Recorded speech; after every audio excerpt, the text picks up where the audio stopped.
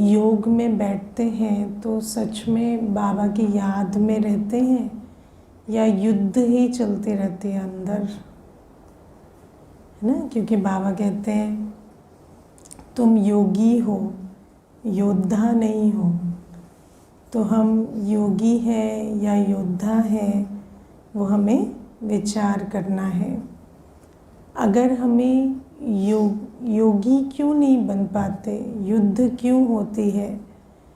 इसलिए क्योंकि हम पहले न्यारा नहीं बनते, है ना? जब हम योग में बैठते हैं तो हम सीधा बाबा को याद करने की कोशिश करते हैं, लेकिन पहले आपको विचार सागर मंथन चलाकर अपने को आत्मा निश्चय करना होगा। बिना ज्ञान यूज़ किए हम योग नहीं कर सकते। तो जब हम बैठते भी हैं ना, तो साइलेंस में पहले जो संकल्प आपके अंदर चल रहे हैं उनको फुल स्टॉप लगाने के लिए ज्ञान को यूज़ करना पड़ता है ना? जैसे कि अगर मान लीजिए किसी व्यक्ति का व्यवहार की स्मृति अंदर चल रही है, तो ज्ञान यूज़ करना पड़ता है कि हाँ, वो भी एक आत्मा है और उस आत्मा का ये जो व्यवहार है ये किस कारण से आ रहा है। कोई ना कोई संस्कार या कोई बात या कोई मत है उनके अंदर जिस कारण से वो आ रहा है। तो और उस व्यवहार से अपने को डिटैच करना कि ये मेरा सब्जेक्ट नहीं है, इट इज़ अबाउट देम, ये उनके व्यवहार उनके संस्कार के बारे में है, इससे मेरा कोई लेना देना नहीं है, क्योंकि हम पर्सनली ले लेते हैं। या फिर आप सोचो कि अगर सामने वाले से हमारी अपनी एक्सपेक्टेशन हमें तंग करती है, तो फिर हमें संकल्पों के आधार से अपने को स्टेबलाइज करना होता है कि हमारी ये एक्सपेक्टेशन झूठी है ना, क्योंकि वो तो कमज़ोर आत्मा है, वो एक्सपेक्टेशन पूरी करने के लायक ही नहीं है तो हम उनसे एक्सपेक्ट करेंगे तो नेचुरल है कि हम दुखी रहेंगे। तो कई बार ये जो इनर वर्क है वो नहीं करते। इसीलिए आप देखो, बाबा हमें आज कहते हैं कि तुम जान गए हो कि तुम कौन हो, राइट? अब जब बाबा हमें ज्ञान देते हैं तो बाबा कहते हैं तुम देह के संबंधों, देह के धर्मों से न्यारी आत्मा हो, है ना? तो आप देखो कि संबंध भी जो हैं वो देह के हैं, है ना? आपके संबंध नहीं है। इस दुनिया में जिनको हम माता पिता काका चाचा मामा करते हैं, वो कोई मेरे संबंध नहीं है, वो तो देह के संबंध है। मान लीजिए देह से आज निकल गई आत्मा, तो कल वो संबंध निभाएंगे क्या, है ना? या आप एक सोच कर देखो कि मानो किसी का पुनर्जन्म हो गया, वो आत्मा दोबारा आ जाए और कहे कि ये मेरी पत्नी है, तो कैसा लगेगा? वो मानेंगे ये मेरी पत्नी है, क्योंकि देह खत्म तो संबंध खत्म।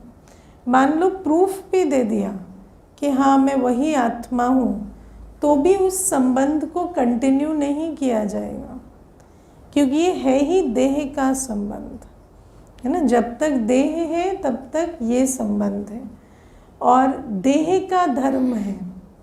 आज जिस भी धर्म को हम मानते हैं वो देह का धर्म है। शरीर छूटा, दूसरे धर्म में जन्म लिया, तो वो उस देह का धर्म फिर अपना धर्म बन जाता। तो इसलिए बाबा कहते हैं कि जब हम साइलेंस में बैठते हैं तो सबसे पहले अपने आप को दो भागों में देखना है ना? क्योंकि सारे दिन तो आत्मा शरीर के द्वारा कारोबार करती है, तो देह अभिमान या देह भान में ही रहते हैं। तो अपने को अलग अलग करके देखना है कि एक तरफ मैं आत्मा हूँ और दूसरी तरफ ये देह है, देह के धर्म है, देह के संबंध है, ये सब कुछ देह का पैराफर्नालिया है या देह का विस्तार है। इसके साथ मेरा कोई कनेक्शन नहीं है ना। और फिर जब अपने को उस प्रकार से न्यारा रखते हैं कि मैं कौन, तो मैं आत्मा, तो फिर मेरा कौन, तो मेरे संबंध किससे हैं? तो मेरा तो एक ही सर्व संबंधी है, शिव बाबा। तो इसलिए बाबा आज बहुत सुंदर ये बात कहते हैं कि कई कहते हैं बाबा से योग नहीं लगता, तो बाबा कहते हैं कि योग नहीं, याद तो बहुत इजी है ना। और तुम कौन हो? तुम आत्मा हो, तुम्हारा पिता कौन है? शिव बाबा है। तो उसमें याद ना कर पाने की तो कोई बात ही नहीं है क्योंकि आत्मा अपने पिता को तो याद कर ही सकती है, लेकिन वो जो ग्राउंड वर्क है ना, वो ना करने के कारण जब हम अपने को आत्म अभिमानी स्थिति में स्थित नहीं करते, वो ही देहभान में बैठकर बाबा को याद करने की कोशिश करते हैं, तभी वो युद्ध होती रहती है। तो पहले हमें अपने आप को न्यारा करके बैठना है। और ऐसे मेरे दिल में कभी कभी आता है कि जैसे ही हम अपने को आत्मा निश्चय कर बाबा को याद करते हैं, तो सच में जो स्थिति होती है वो उसमें ज़मीन आसमान का अंतर होता है। क्योंकि बाबा तो शांति का सागर, प्यार का सागर, सर्वशक्तिवान सुख का सागर है। और जैसे ही आत्मा बाबा से बुद्धि की तार जोड़ती है, तो एकदम से आपके मन की अवस्था, आपकी वाइब्रेशन बदल जाती है। और अगर इतने ब्राह्मण, क्योंकि आज कोई बाबा के बच्चों की संख्या कम तो है नहीं, तो अगर इतने ब्राह्मण सचमुच आत्मा समझ बाबा की याद में बैठे, तो कितना वायुमंडल में परिवर्तन हो जाए।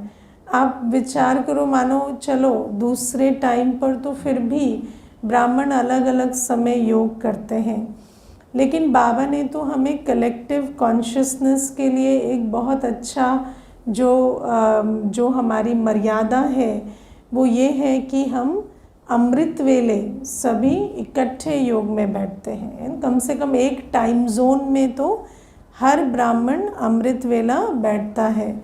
और नुमा शाम का समय भी बाबा ने फिक्स किया है कि 6:30 बजे से, है ना, 7:30 बजे का जो टाइम है उसमें भी योग होता है।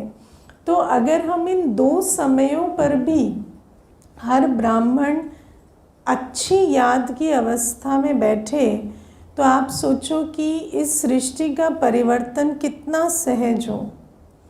क्योंकि इतने पावरफुल प्रकंपन तो बहुत इस सृष्टि पर असर करें, लेकिन पावरफुल याद का अभ्यास नहीं है।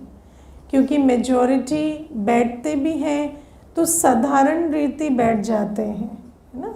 कई बार हमारे अंदर ये भी एक भ्रम है कि शायद अपने आप ही कुछ हो जाएगा, लेकिन संगम युग की एक बहुत विशेष बात है कि यहाँ पर हर चीज़ के लिए एफर्ट करना पड़ेगा, है ना। अगर हम देखो, कल भी जैसे मैं मंथन भी करा रही थी, बाबा की मुरली भी है। आज मनुष्य से संबंध रखना नहीं जानता, और आज हम बात कर रहे हैं भगवान से संबंध जोड़ने की, ठीक है। तो हमें क्यों लगता है कि बिना किसी एफर्ट के भगवान से संबंध जुड़ जाएगा हमें तो मनुष्य से संबंध रखना नहीं आता। हम तो 2 बातें होती हैं तो उसको सह नहीं पाते, तो उसका नंबर ब्लॉक करके बैठ जाते। तो जब हम एक मनुष्य से संबंध रखना नहीं जानते, तो उससे तो कई गुना ज़्यादा एफर्ट मुझे भगवान से संबंध रखने में लगेगा ना, क्योंकि मेरे तो संस्कार पतित हो गए हैं तो ये बात मेरी समझ में ना आए तो हम कहेंगे अच्छा भगवान से तो संबंध सहज होना चाहिए ना, पतित आत्मा से तो सहज है नहीं, भगवान से कैसे सहज होगा? आपकी और उसकी फ्रीक्वेंसी भी अलाइनमेंट में नहीं है है ना। पतित के साथ तो आपका जो फ्रीक्वेंसी है वो तो अलाइनमेंट में है ना। वो क्रोधी तो आप भी क्रोधी, वो विकारी तो आप भी विकारी, उसके साथ तो संबंध निभ नहीं रहा। अब परमात्मा जिसके जो हम और वो अभी ऑपोजिट फ्रीक्वेंसी पे, वो पवित्रता का सागर, हम पति, तो उसके साथ संबंध बनाने के लिए हमें कितना एफर्ट चाहिए, कितनी हमें ज्ञान से समझ चाहिए, कितनी हमें बाबा की श्रीमत का बल चाहिए। एक एक कदम हम चलें तो कितना हमारे में परिवर्तन आए, तब तो हमारा संबंध बाबा से जुटेगा। हम सोचते, हम जैसा सोचते थे, जैसे रहते थे, जैसे चलते थे, वैसे ही चल के हम बाबा के संबंध में आ जाएं, ऐसा नहीं हो सकता। अगर हमें जो बातें पहले समझ में नहीं आती थी वो अभी हम मुरली के द्वारा समझना भी नहीं चाहते, हम सोचते पहले जो मान्यता थी उसी से चले, या हम कोई एफर्ट ही नहीं करना चाहते। बाबा कहते याद का पुरुषार्थ करो, बाबा कहते हैं कि मेरे कार्य में मददगार बनो। हम कुछ भी ना करें और हम सोचे बाबा से संबंध बन जाए, तो वो तो नहीं बनेगा ना। तो बाबा इसीलिए हमें कहते हैं कि मनुष्य आत्मा को ये समझ नहीं आता कि हम किसी को भी याद करें, किसी के संगम युग का लाभ लें। उस संगम युग का लाभ लेने के लिए हमें मेहनत करनी पड़ेगी। आज आप सोचो, आप एक पढ़ाई पे या काम पे फोकस करना चाहते हैं जो कि आपके स्वार्थ से, विकारों से जुड़ा हुआ है, या किसी देहधारी को भी याद करना चाहते हैं, है ना, जो जिसके साथ आपका विकारी संबंध है, तब भी उसकी भी याद ठहरती नहीं है ना। या कोई दुनिया की बात भी एकदम कंसंट्रेशन से हम उस पर लग सके, वो होता नहीं है। आप इस कंसंट्रेशन के साथ विदेही को याद करना चाहते हैं तो मेहनत तो लगेगी ना। और अगर हम उतना विचार सागर मंथन ना करें, उतनी तैयारी ना करें, तो बाबा की याद कैसे रहेगी। और बाबा कहते हैं याद के बल से तुम राजधानी बनाएंगे, विश्व को पावन बनाएंगे। तो वो याद के बल के लिए जो पुरुषार्थ चाहिए, और फिर जैसे बाबा हमें मूल पुरुषार्थ बताते हैं, कर्म योगी रहना या अंतर्मुखी रहना, है ना। जब हम कर्म में आते हैं या हम संबंध संपर्क में देहधारियों के साथ आते हैं, तो इतना हम बुद्धि को लिपायमान ना करें कि उस बुद्धि को निकालने में ही 1 घंटा लग जाए, है ना। अगर आप बुद्धि को पूरा एब्जॉर्ब कर देते हैं किसी चीज़ में, तो फिर उस बुद्धि को निकाल के बाबा तक लेकर जाना तो बहुत मुश्किल हो जाता। तो बाबा कहते कर्म करते भी थोड़ा अनासक्त रहना, है ना। भोजन खा रहे हैं या कर्म कर रहे हैं या हम किसी से मिल रहे हैं, संबंध संपर्क में आ रहे हैं, अगर हम न्यारे होकर थोड़ा नहीं रहेंगे, कर्म योगी नहीं रहेंगे, तो जब योग करने बैठेंगे तो कैसे योग लगेगा। आजकल आप देखो, जो आप देखते हैं फ़ोन पे, वो क्या है, ऑडियो विजुअल, है ना। देखो ये जो फ़ोन का चक्कर है वो क्या है, आपकी 5 इंद्रियां बिजी हो जाए, आपका मन बुद्धि भी, आपकी कान आँख नाक भी, सब कुछ उसमें बिजी रहे, है ना। आप अगर रेडियो सुनते हैं तो रेडियो में तो कान सुन रहे, आँख तो फ्री है ना, यहाँ तो सब कुछ बिजी है। तो जब अगर आप ये कंटेंट देखेंगे तो आपकी बुद्धि उसमें इतनी एब्जॉर्ब होगी कि जब आप चाहेंगे योग करें तो उसके दृश्य आपको दिखाई देंगे।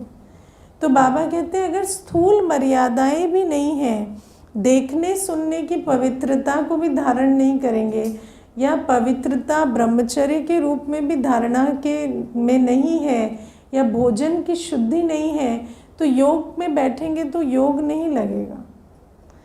तो बाबा हमें जब कहते हैं कि योग बल से तुम्हें राजधानी स्थापन करनी है, तो मैं कई बार सोचती हूँ कि आज की डेट में बाबा के बच्चे तो कम नहीं हैं, फिर क्या हो रहा है जो राजधानी की स्थापना नहीं हो रही। तो योग बल कहाँ है, बैठे बैठे तो याद करने के अब पुरुषार्थ में ही समय निकल जाता है। सचमुच वो जो शक्तिशाली याद की स्थिति 45 मिनट अगर बैठे तो विश्व परिवर्तन हो जाए। मैं समझती हूँ एक ही आत्मा अगर दिन में 2 टाइम ऐसे बैठे तो कितनी आत्माओं को टचिंग हो जाए, कितनी आत्माएं बाबा के घर का रास्ता पकड़ लें।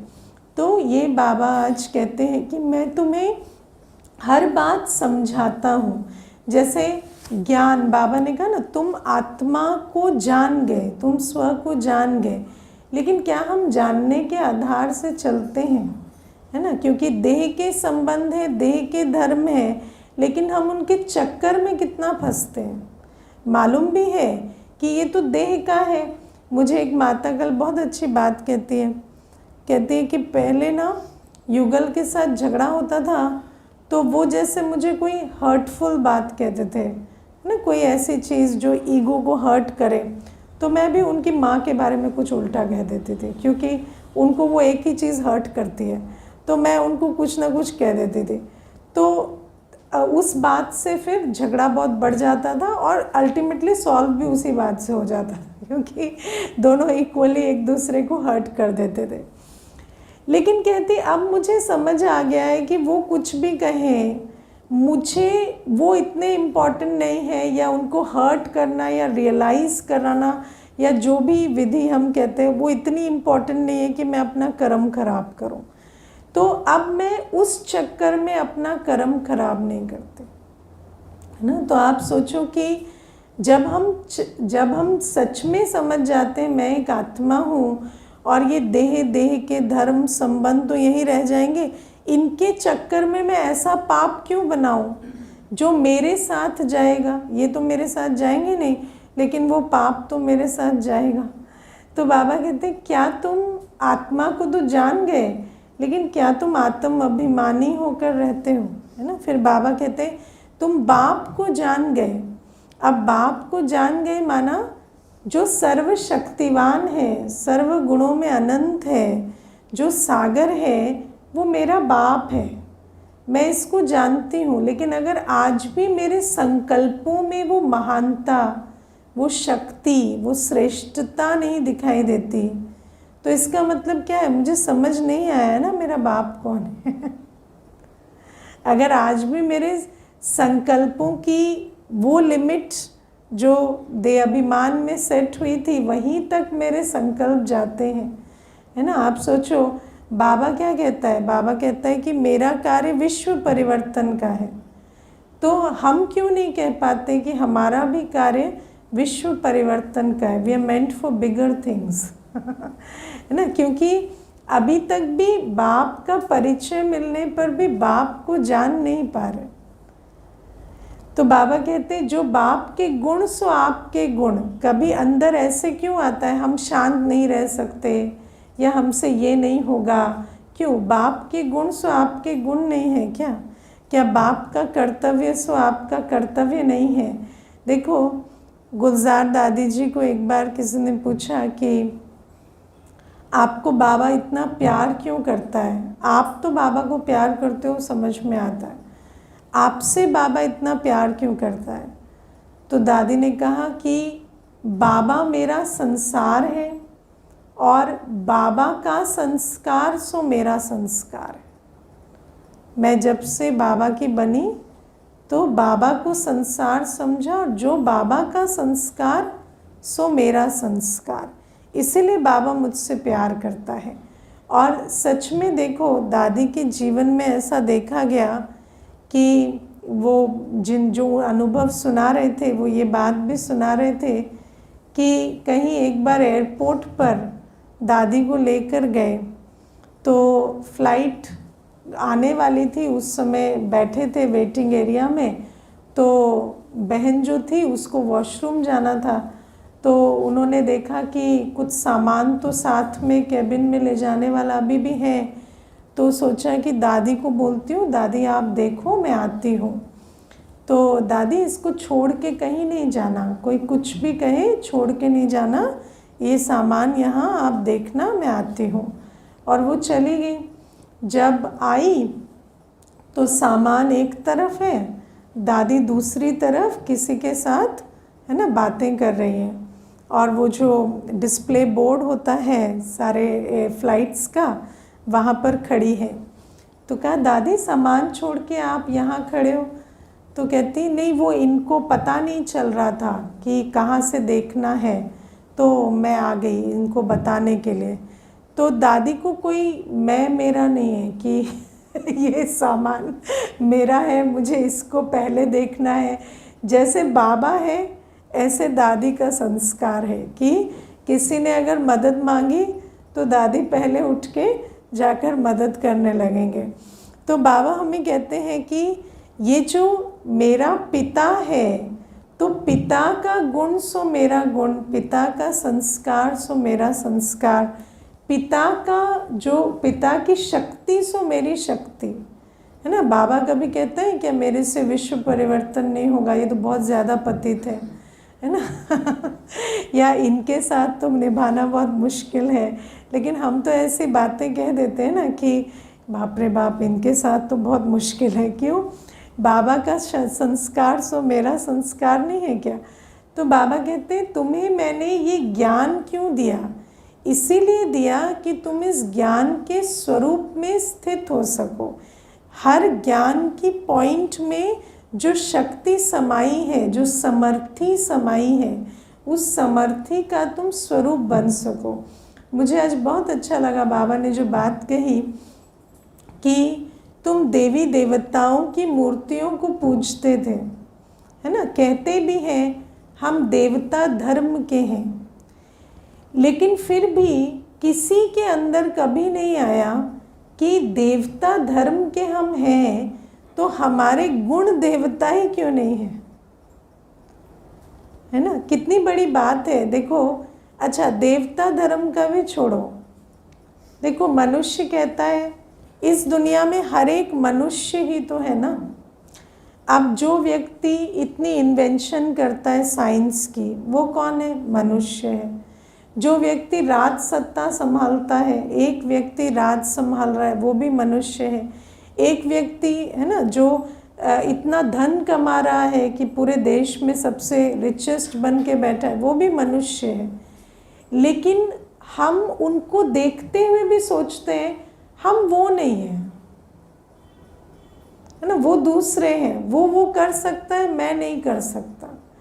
तो आप सोचो कि मनुष्य अपने देहाभिमान के पिंजड़े में कितना कैद रहता है कि वो सामने देख रहा है एक मनुष्य ही है, उसको भी एक ब्रेन, 2 हाथ 2 पैर है, वो इतना कर पा रहा है, पर आपकी कभी सोच भी नहीं जाती, है ना। क्लास में होते हैं, स्कूल में, वहाँ से ही शुरू हो जाता है, ये टॉपर है, ये फर्स्ट आते हैं, क्यों आप क्यों नहीं आ सकते? लेकिन पहले से ही सोच लेते हैं मैं तो 10th वाला हूँ, मैं तो फेल होने वाला हूँ और ये टॉपर है। तो बाबा हमें कहते हैं कि कॉन्शियसनेस कितनी बड़ी लिमिटेशन है, क्योंकि जो आप समझते हैं मैं हूँ वो आप बन सकते। तो बाबा कहते हैं आप देखना कई बार मनुष्य आत्माएं जो उनकी कॉन्शियसनेस है उससे ज़्यादा भी प्राप्त कर लेती हैं। कई बार ऐसा भी होता है, मनुष्य सोचता है कि मैं तो बहुत साधारण हूँ, मैं तो ये डिज़र्व नहीं करता, या ये तो बहुत ऊंची चीज़ है, लेकिन बाय स्ट्रोक ऑफ लक उसको मिल भी गई। लेकिन मैं आपको बताऊँ उसको रख नहीं सकता, चाहे वो संबंध के रूप में हो, चाहे वो प्राप्ति के रूप में हो। अगर आपके जीवन में कोई ऐसा संबंध भी आ जाए ना जो आप समझते it is too good to be true, तो जैसे ही आपने सोच लिया ना कि ये तो बहुत ज़्यादा अच्छा है, हम इसको डिज़र्व नहीं करते, तो आप अपनी ही चलन से उस संबंध को खराब भी कर देते, है ना। बार बार वो जो है ना, ये अच्छे हम डिज़र्व नहीं करते, ये अच्छे हम डिज़र्व नहीं करते। मैंने प्रैक्टिकल देखी है ये चीज़ें, है ना। सामने वाला कह रहा है हम आपको बहुत प्यार करते हैं, वो कहते हैं हो ही नहीं सकता, आप इतने अच्छे, हम ऐसे, आप प्यार कर कैसे सकते हो? या मुख से भी नहीं कहते, लेकिन अंदर जो बात चल रही है उस कारण से संबंध ऐसा बन जाता। या प्राप्ति भी आती है तो अंदर ही अंदर उसको ठोकर मारते रहेंगे या बहुत ज़्यादा देहाभिमान में आ जाएंगे। क्योंकि जब आपको कोई चीज़ आप अंदर से बिलीव नहीं करते, आप डिज़र्व करते हैं और वो आपको मिल जाती है, तो वो आपका देहाभिमान इतना शूटअप करती है और फिर वही प्राप्ति आपके गिरने का कारण भी बन जाती है। तो बाबा हमें कहते हैं कि इसीलिए देवता धर्म के चित्र देखते हैं, कहते भी हैं हमारा धर्म दैवी धर्म है, लेकिन अपने को कभी संकल्प भी नहीं चला कि वो ऐसे हैं तो हम ऐसे क्यों हैं, है ना। या उनकी कथा कहानियों में तो हम इतने गुणों के वर्णन करते, हमारे जीवन में वो नज़र क्यों नहीं आते।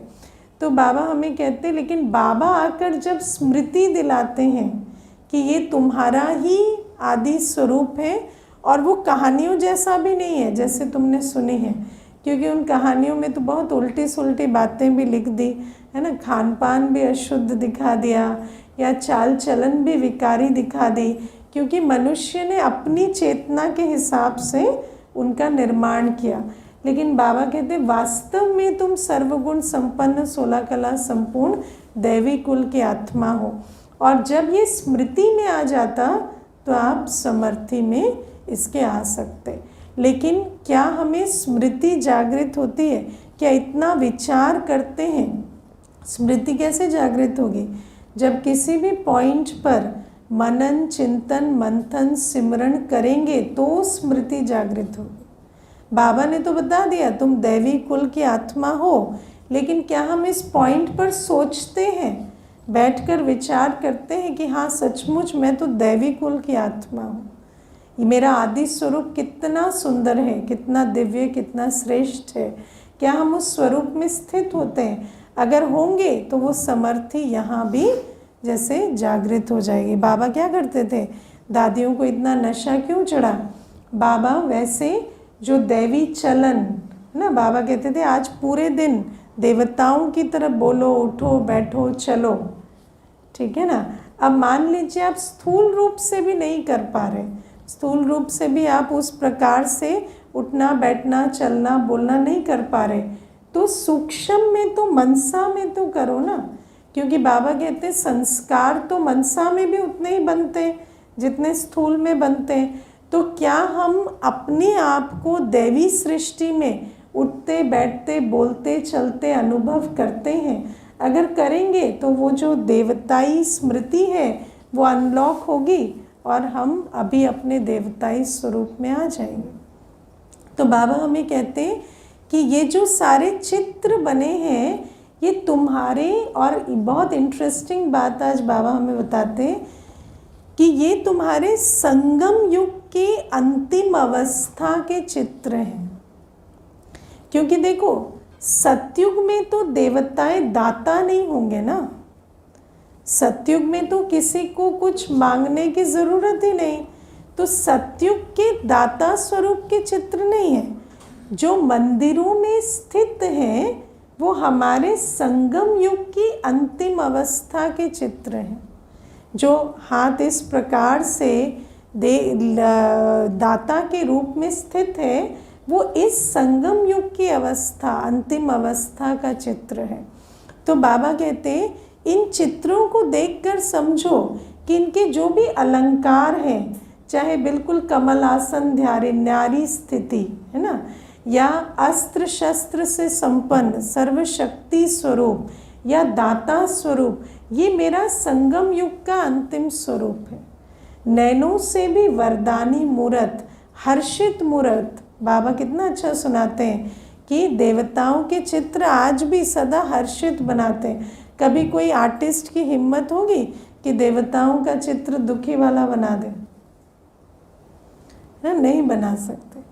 तो बाबा कहते देवताओं के चित्र सदा हर्षित रहते हैं। तो अपनी उस मूर्त को देखो, देखो लव भी है, शक्ति भी है और हर्षित मुक्ता भी है। चेहरे से सब कुछ दिखाई देता है ना। कोई सामने आता है तो ऐसा अनुभव नहीं करते हम तो रो रहे हैं ये हंस रहे हैं, ऐसा अनुभव होता है? कोई रो भी रहा है तो ऐसा नहीं लगता मैं तो रो रहा हूँ ये हंस क्यों रहे हैं हमारे देव बैठ के, ऐसे तो नहीं आता ना। तो हर्षित मूर्त भी है, रहम भी है दृष्टि में, स्नेह भी है, शक्ति भी है, सब कुछ एक साथ है। तो आप सोचो, हम तो कहते हैं कोई सामने आकर रोए और हम मुस्कुराएं तो बड़ा ख़राब लगेगा। क्यों? मूर्तियों में तो ख़राब नहीं लग रहा, आपके यादगार में वो तो सामने रोते हैं जाके, लेकिन उनको बुरा तो नहीं लगता कि ये मुस्कुरा रहे हैं। तो हमारी मुस्कान में ऐसा क्या है जो किसी को चुभ जाता है? तो क्या हम उस प्रकार से हर्षित मूर्त नहीं रह सकते? आप क्या रहमदिल होकर, हर्षित मूर्त होकर किसी को सुख शांति नहीं दे सकते? किसी को समझ शक्ति नहीं दे सकते? हम तो कभी नहीं रोए। कितनी आत्माएं आकर जब अपना अनुभव सुनाती हैं तो आंसू भी निकल आते हैं, लेकिन हम बाबा की याद में स्नेह स्वरूप होकर जब उनको है ना प्यार देते हैं या बाबा का अनुभव कराते हैं प्रेजेंस का, तो उनको ऐसा तो नहीं लगता ये रोई क्यों नहीं हमारे दुख में। तो बाबा कहते हैं ये जो तुम्हारी मूर्तियां हैं, तुम्हारे चित्र हैं, कितना सुंदर है कि तुम्हारी संगम युग की अंतिम अवस्था का तुम्हारे सामने चित्र भी खड़ा है, और तुम चाहो तो उस चित्र को देखो और अपने आप को देखो कि क्या कमी पेशी है, और उस आधार से उसको भरते जाओ। फिर बाबा कहते हैं कि ये जो दिलवाड़ा मंदिर है या ये संगम युग के वर्तमान में जो चल रहा है पाठ, उसका यादगार खड़ा है ना, कि वर्तमान में घर का, पिता का और संगम युग की तपस्या की अवस्था का यादगार दिलवाड़ा मंदिर में जैसे स्थित है। तो कितनी सुंदरता से बाबा आज कहते हैं कि संगम युग भी बड़ा वंडरफुल है कि चैतन्य पाठ और यादगार दोनों इकट्ठे चल रहे हैं। और आज बाबा की मुरली में बहुत बढ़िया एक बात आई है कि दिल बहलाने की बात है ना। बाबा कहते हैं तुम्हें सतयुग में 21 जन्मों तक एंटरटेनमेंट की ज़रूरत नहीं पड़ेगी। और मैं आज सोच रही थी ये तो बहुत बड़ी बात है, क्योंकि अगर आज आप वर्तमान मनुष्य की हालत देखो तो मनुष्य का एक ही काम है, दिल बहलाना। वो सारे दिन क्या कर रहा है? हमारी लाइफ जो है वो एक दिल बहलाने के सोर्स से दूसरे दिल बहलाने के सोर्स पे कूदने का है ना। मैंने ऐसे लोग देखे हैं, फ़ोन लगाएंगे, एक से बात करेंगे, उसको रखेंगे, फटाफट दूसरे से फ़ोन लगा लेंगे, और अगर आप उनको उस समय कॉल बैक किए ना तो उनका फ़ोन और रीचेबल नहीं होगा, बिज़ी चलेगा 4 घंटे तक। अब 4 घंटे तक आप ये जो बातें कर रहे हैं, क्या 4 घंटे बात करके भी दिल बहल नहीं रही है? तो सारे दिन बात करते रहना, सारे दिन खाते रहना, सारे दिन घूमते रहना, सारे दिन घूमने के प्लान बनाते रहना, सारे दिन देखते रहना, सुनते रहना, यही चलता रहता है। मैं तो कई बार सुनाती हूँ ना, ऑफिस में मैं देखती थी हर एक का एक वो खुला होता था ट्रैवल वेबसाइट है ना, जहाँ वो टिकटें चेक करते रहेंगे और कुछ करते रहेंगे। तो जैसे मैं किसी का पहले ऐसा हुआ कि देखा कि किसी की ऐसे वेबसाइट खुली हुई है, तो मैं पूछ लेती थी आप कहीं जा रहे हैं? कहते नहीं, अभी तो बस टिकट चेक कर। जा वो कहीं नहीं रहे हैं, साल भर हो गया, लेकिन हर टिकट चेक कर रहे हैं, हर डेस्टिनेशन चेक कर रहे हैं। तो मैं उनको कहती थी कि जब जाना नहीं है तो आप इसमें टाइम वेस्ट क्यों कर रहे हैं? तो कहते थे जा नहीं सकते, वो अफोर्ड नहीं कर सकते, कम से कम देख के तो खुश हो सकते हैं। तो मैंने कहा पता नहीं खुश हुए तो नहीं क्योंकि 1 साल से तो अभी तक आपको बहुत खुश हो जाना चाहिए था, पर मेरे हिसाब से खुश हो नहीं रहे हैं, बस आप देख रहे हैं, आपको लग रहा है कि शायद खुश हो जाएंगे, खुश हो नहीं रहे। तो ये जो दिल बहलाने का जो कार्यक्रम सारी दुनिया में चलता है, वो किस लिए? वही अंदर का खालीपन के कारण। और बाबा हमें कहते हैं ऐसे दिल बहलेगा नहीं, क्योंकि आप सोचो कि दुनिया में जिन विधियों से दिल बहलाने की कोशिश कर रहे हैं, वो विधियां तो बढ़ती जा रही है, के लिए दिल बहल नहीं रहा। और बाबा हमें कहते हैं इस समय जो बाबा श्रीमत देते हैं, अगर हम उस पर चलें तो 21 जन्मों तक हम इतने भरपूर रहेंगे कि हमें दिल बहलाने की आवश्यकता नहीं पड़ेगी, है ना। तो बाबा कहते अभी उस तरफ जो तुमने इतना पुरुषार्थ किया ना, उसको छोड़कर जो मैं कह रहा हूँ उसको ट्राई करो। ज्ञान, योग, धारणा, सेवा के द्वारा अपना जमा का खाता तो बनाओ। जब जमा का खाता बना लेंगे ना, तो तुम्हें संगम युग में ही फील होगा कि और दिल बहलाने की आवश्यकता नहीं पड़ रही, और 21 जन्मों तक भी वो आवश्यकता मनुष्य को पड़ेगी नहीं, है ना। तो ये बहुत बड़ी बात आज बाबा हमें बताते हैं। और फिर बाबा हमें ये भी कहते हैं कि ड्रिल करो, है ना। आज बाबा ने ड्रिल की बात की। तो ड्रिल क्या होती है? देखो, ये जो ड्रिल है, दुनिया में आपको पता है ना, लेविटेशन भी करते हैं। जैसे शरीर की कुछ एक्सरसाइजेस के द्वारा और ऐसी स्थिति बनाते हैं कि शरीर ज़मीन से थोड़ी ऊपर उठकर भी स्थिर रहता है। इसको लेविटेशन बोलते हैं। उसके लिए भी बहुत मेहनत करते हैं। तो बाबा हमें कहते हैं शारीरिक ड्रिल के द्वारा मनुष्य अपनी शरीर को ज़मीन से ऊपर उठाकर स्थित कर देता है ना। या मान लीजिए हाथ ज़्यादातर ऐसे होते हैं, लेकिन ड्रिल में आप हाथों को ऊंचा कर कर कितनी भी देर खड़े हो जाते हैं। तो ये सब भी क्या अभ्यास करते करते होता है कि शरीर को जिस भी पोजीशन में सेट करना चाहे और जितनी देर करना चाहे, वो शरीर की एक्सरसाइज के माध्यम से शरीर में वो फ्लेक्सिबिलिटी लाते हैं कि शरीर से वो पॉसिबल हो सके। तो बाबा हमें कहते हैं कि तुम आत्मा, मन, बुद्धि की एक्सरसाइज से अपने आप को जिस अवस्था में स्थित करना चाहो और जितनी देर स्थित करना चाहो वो कर सकते हो। लेकिन मन बुद्धि की एक्सरसाइज करनी पड़ेगी, है ना। और एक्सरसाइज कैसे होती है? एक्सरसाइज तो अपनी कंट्रोल से होती है ना। जिसका शरीर पे कंट्रोल नहीं, वो एक्सरसाइज नहीं कर सकता। करने जाएगा और गिर जाएगा तो 4 महीने बिस्तर में पड़ा रहेगा। तो मन बुद्धि भी जब कंट्रोल में हो, जब मन बुद्धि को एक्सरसाइज कर पहले कंट्रोल करें और फिर उस मन बुद्धि की ताकत के आधार से जहाँ चाहे जितनी देर चाहे मन बुद्धि को एकाग्र कर उस अवस्था का अनुभव कर सकते हैं। तो बाबा हमें ये रूहानी ड्रिल सिखाते हैं। इसीलिए तो बाबा हमें कहते हैं ना, मन में संकल्प रचो। कोई भी श्रेष्ठ संकल्प, ज्ञान युक्त संकल्प रचो। बुद्धि को यहाँ से निकाल, अंतर्मुखी अवस्था में स्थित करो, या सूक्ष्मतन में स्थित करो, या बाबा के पास स्थित करो। जब ऐसा करते चले जाएंगे तो आत्मा में धीरे धीरे ताकत बढ़ेगी। अभी क्या होता, थोड़ी देर करते फिर नीचे आ जाते हैं। लेकिन जैसे जैसे आप मन बुद्धि की एक्सरसाइज करते जाएंगे, बाबा जैसे हमें कहते हैं स्वदर्शन चक्र फिराओ। तो पहले परमधाम चले जाओ, फिर सतयुग में बैठो, फिर अपने पूज्य स्वरूप में स्थित हो जाओ, फिर ब्राह्मण, फिर फरिश्ता। तो इस प्रकार से बाबा कहते हैं ड्रिल करो। और जब ड्रिल करते करते ऐसी ताकत मन बुद्धि में या कंट्रोल आ जाता, तो तब चाहेंगे ना कि बिंदु रूप में परमधाम में बैठे रहें। भले यहाँ शरीर बैठा है, लेकिन आप जितनी देर चाहेंगे आपको यहाँ का कुछ भी अनुभव नहीं होगा।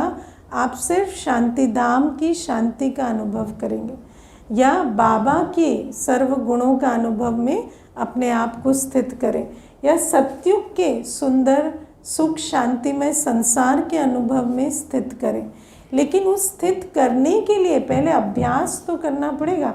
अगर अभ्यास में कोई गिव अप कर दे तो फिर अवस्था बनाकर उन अवस्थाओं में स्थित होना तो पॉसिबल नहीं ना। तो बाबा कहते मैं ये ड्रिल तुम्हें सिखाता हूँ। मन बुद्धि के आधार से आत्मा कैसे ड्रिल करती है, ये रूहानी ड्रिल, नवीन ड्रिल बाबा हमें सिखाते हैं। और बाबा आज हमें रजिस्टर के बारे में भी कहते हैं। 2 टाइप का रजिस्टर आज बता रहे हैं बाबा। एक पढ़ाई का रजिस्टर, पढ़ाई में ज्ञान योग धारणा सेवा चारों का रजिस्टर होता है। क्या मुरली हमने अटेंड की, क्या हम योग के लिए अमृत वेला नुमा शाम बैठे, क्या हमारी जो चलन है उसमें पतीतपना रहा, खाना पीना देखना सुनना, कार्य व्यवहार में आते ब्रह्मचर्य का खंडन, ऐसी कोई बात तो नहीं है।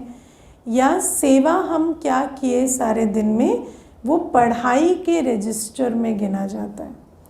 और दूसरा होता है कैरेक्टर का रजिस्टर या चलन का रजिस्टर, है ना। तो क्या मनसा वाचा कर्मणा हम दैवी गुण संपन्न रहे, क्या हमारे संकल्पों में शुभ भावना शुभकामना रही, क्या हमारी वाणी मीठी रही, क्या हमारी चाल चलन में हमने किसी को दुख तो नहीं दिया, या जहाँ पेशेंस रखना था वहाँ पेशेंस रख सके, या जहाँ सहन करना था वहाँ सहन किया, या जहाँ हमें, है ना, किसी के साथ सहयोग करना था, क्या हमने सहयोग कर कर अपनी अवस्था को इतना बनाया है कि हम उनके साथ सहयोगी बन सकें, या हमने कहा इनके साथ तो हम नहीं काम कर सकते, है ना। मानो आपको भंडारे में किसी के साथ ड्यूटी दे दें, अब उनका संस्कार आपका संस्कार अलग है, लेकिन वहाँ आपको क्या करना है, वहाँ आप सहयोग देने के लिए गए हैं, तो वहाँ आप कैसे भी संस्कार वाले के साथ सहयोगी बन सकते हैं या नहीं।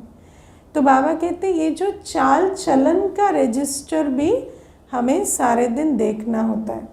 तो बाबा के पास ये दोनों रजिस्टर जाते हैं, है ना। तो बाबा कहते हैं इसीलिए तुम भी अपना ध्यान रखो, क्योंकि बाबा के पास तो पहुंच ही रहा है, तो हम अपना अटेंशन तो रखें ना कि क्या सच में जो बाबा के पास पहुंच रहा है मेरा वो चार्ट ठीक है। क्योंकि अगर हम अपनी चलन पर अटेंशन नहीं दे रहे और कर्मों के हिसाब से वो जमा होता जा रहा है, तो कल जब उसका रिटर्न आएगा तो क्या कहेंगे, हमें तो पता ही नहीं था कि हमारा परफॉर्मेंस इतना ख़राब है। तो पता क्यों नहीं था, पता होना चाहिए ना, है ना। जैसे बच्चे फेल हो जाते हैं फिर कहते हैं हम सुसाइड करेंगे, तो मैं उनको बिठा के पूछती हूँ पता नहीं था तुम्हें इतने मार्क्स आएंगे, तो बोलते हैं कि पता था पर इतना ख़राब नहीं पता था। तो मैंने कहा पता होना चाहिए ना, जो लिख के आए पता नहीं है, पता होना चाहिए। तो बाबा कहते हैं अपना रजिस्टर स्वयं भी तो चेक करो, ऐसा ना हो कि कल आपका जो रजिस्टर जमा हो रहा है ड्रामा अनुसार और जो रजिस्टर आप मेंटेन कर रहे हैं उसमें फ़र्क हो, क्योंकि आप चेक ही नहीं कर रहे ठीक से, आपको लग रहा है हम तो बड़े अच्छे चल रहे हैं। अच्छा, ओम शांति।